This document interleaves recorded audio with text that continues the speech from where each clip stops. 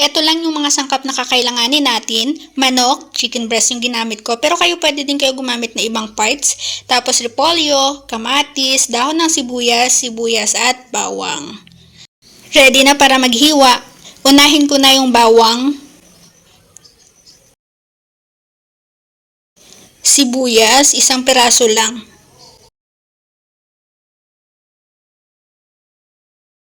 Kamatis, 1 piraso lang din. Ganyang hiwa lang. Dahon ng sibuyas. Yung repolyo naman ay ganitong klaseng hiwa lang. Medyo malalaki yung ginawa ko, pero kayo depende naman sa inyo kung anong klaseng liit o laki ng hiwa yung gagawin ninyo. Hihiwain ko na rin yung manok.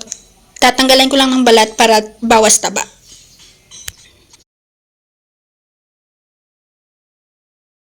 Sa paghiwa nga nito ay ganitong sizes lang yung gusto ko, mga bite size lang. Pero kayo nakadepende naman sa inyo kung gaano kalaki o kaliit yung gusto nyong hiwa ng manok. Okay na to, huhugasan ko lang at para makapag-start na ring magisa.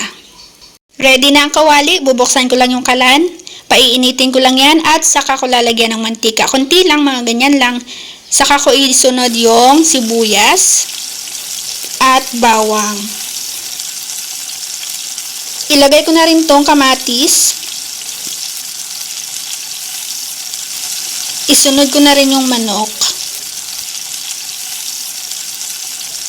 Okay na yan, halu-haluin ko lang to, tustahin lang ng bahagya at saka naman ako maglalagay ng asin, kunti lang, para may lasa na siya. Tapos magic sarap. Mga ganitong sangkutsa lang. Tapos, pwede na rin lagyan ng tubig.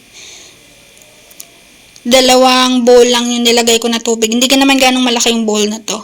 Yan, tapos takpan at pakukuluin. At pagkulo na nga ay binuksan ko na at saka ako maglalagay ng 1 pirasong chicken cubes. Tapos takpan lang ulit. Pakukuluin at pagkulo ilalagay ang repolyo.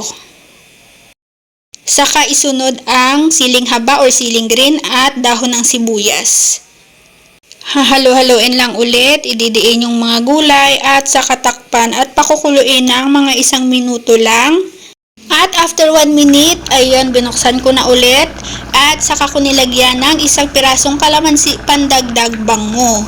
Ayan, tapos haluin lang para kumalat yung konting asim ng kalamansi at saka ko yan titikman.